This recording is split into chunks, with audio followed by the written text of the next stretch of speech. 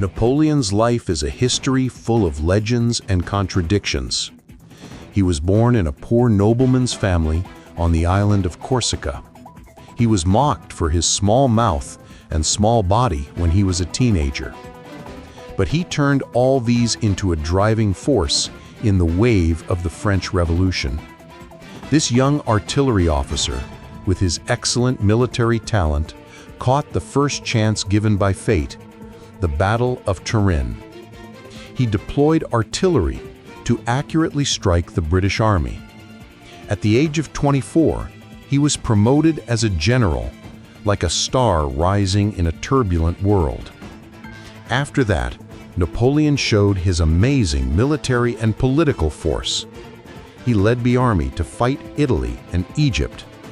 In the Battle of Austria-Hitler, he created a lot of military myths. He was known as the European Lion.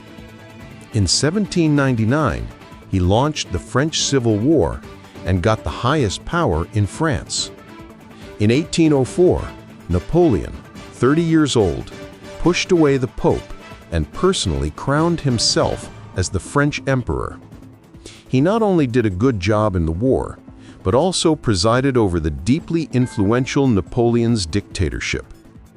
He used the form of law to consolidate the results of the bourgeoisie revolution.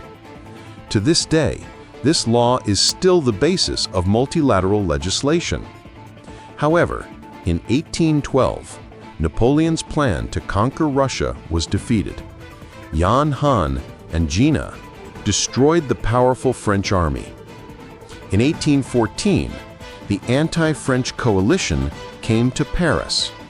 Napoleon was forced to retreat and was exiled to the Mediterranean island of Urbano.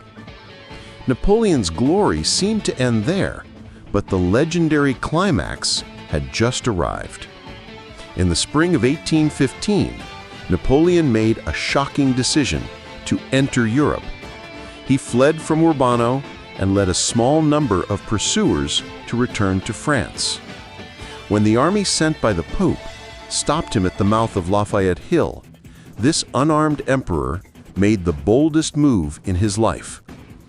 He walked to the mouth of the river, opened his arms, and shouted to the soldiers, "Soldiers, do you recognize me? If anyone wants to kill his emperor, let's shoot him now." At this moment, time seemed to freeze.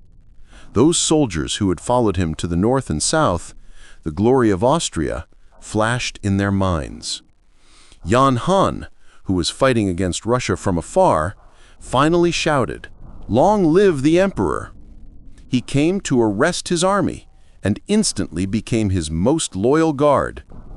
Although the 100 Days' War finally ended in the defeat of Warthog, Napoleon was also exiled and died. But the spiritual legacy he left was far from the measure of victory and defeat. 20 years after his death, when his spiritual uncle returned to Paris, the old soldiers in their old uniforms sang Napoleon's song in a loud voice by the Siena River. This scene is enough to prove that this emperor, who once led France to glory, has already surpassed the definition of the city and has become an eternal symbol of unwavering will.